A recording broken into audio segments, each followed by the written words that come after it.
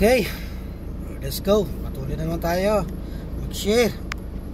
Okay, basahin natin po yung mga nag-request ng mga magpapa-encouragement.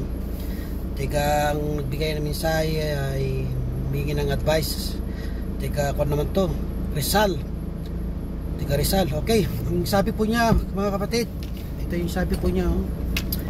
Normal lang ba ang na isang Kristiyano ay magalit dahil po sa aking pong kapitbahay ay lagi po ako inaaway at hindi na po ako kumikibo.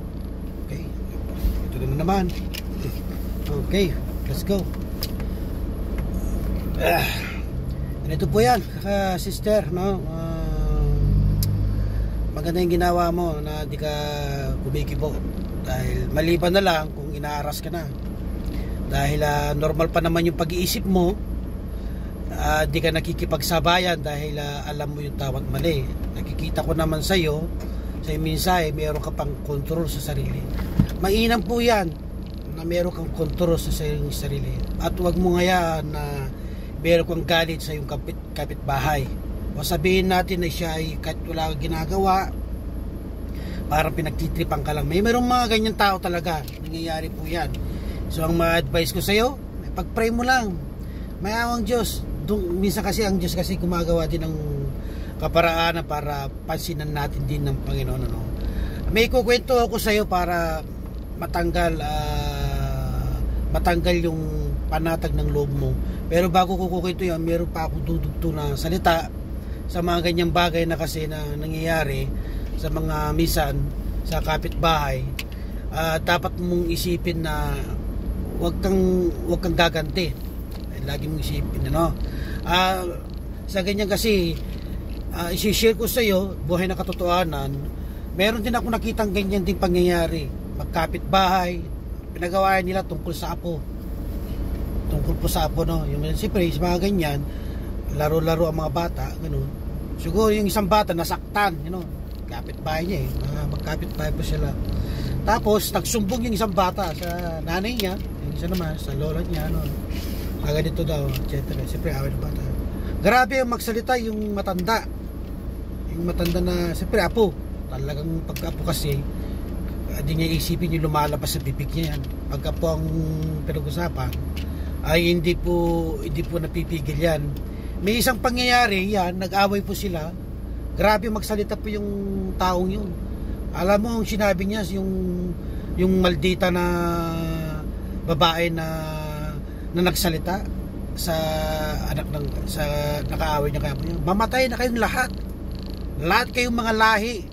Mga ganun. Grabe po. Grabe kapatid. Napakinggan ko yun. Yung time na yun, hindi na lang kumibo yung nanay ng bata, kasi mas normal yung pag-iisip, kasi bata nga yan. Yun lang, masakit yung binitawan yung matanda na mamatay kayo lahat, mga ganun. Patay po, mamatay sana, mga ganun. Dumating yung pagkakataon na-paralyze yung nanay. Umabot ng 3 years ago, halos nakaganon na yung kamay, you know.